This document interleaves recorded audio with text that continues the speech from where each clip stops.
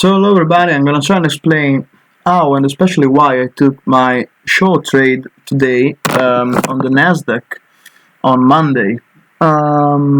First of all, we have to do some considerations, and what I observed from the Sunday open was that the Nasdaq was running very sharply up straight without any pullback.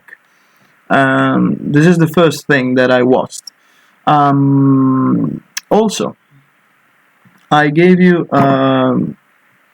one level to the upside, which was what I thought it could be the top of the day, around 11,690, and this very important demand area, which has been produced in this imbalance in price last week. Okay, because of my setup, which I calculated using my secret tool that I use for the S&P, but that kinda works fine also on the Nasdaq, I decided that there was a good possibility to short with a good risk reward the Nasdaq here.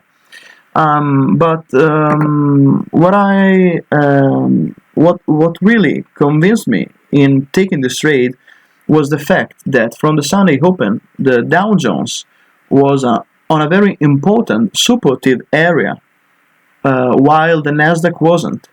And the Dow Jones for all the session showed relative strength. So I thought that a possible rotation into the Dow Jones was happening, and this means that the S&P would have been kinda choppy and rangy on a balanced day, while the Nasdaq was somehow stretching a little too much above in a day in which the rotation was in favor of the Dow Jones. So I waited my setup to play here, and I told to myself that I was ready to take some hit on this, and in fact, after the opening bell, the Nasdaq run straight up over 11,700, where I added another size on the short side, and this was my confirmation actually, because this kind of move is tricky into a possible area of supply because of my actually not exactly supply, but an area of resistance because of my setup that I told you. And I told to myself that if the rotation was happening, the Nasdaq would have been the most weak index on the day, and this was my thinking on the reason why I decided to short the Nasdaq here, and the risk reward was great. I've been lucky, probably, and the price immediately started to dump, and on the way down, before my target on this supportive area, we have this demand and another demand here. The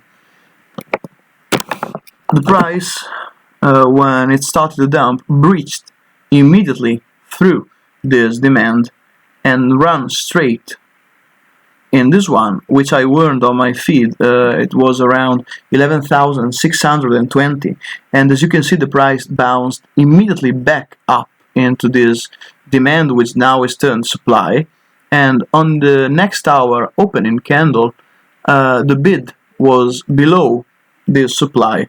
This was my very confirmation, and if you didn't catch the top, this was the confirmation to go short and take a good amount of end on this. This is a very easy process, and I try to explain it several times, but probably I need to explain better. Anyway, as you can see, the target where I banked half, where I banked one contract, so half of my position from the top of the day, produced immediately a bounce back of around 100 handles. And if you search, I'm sure that on minor time frames you'll find some supplies here that, as you can see, rejected the price back again into demand. And this is why I always say that important supply and demand area usually are backtested by the price.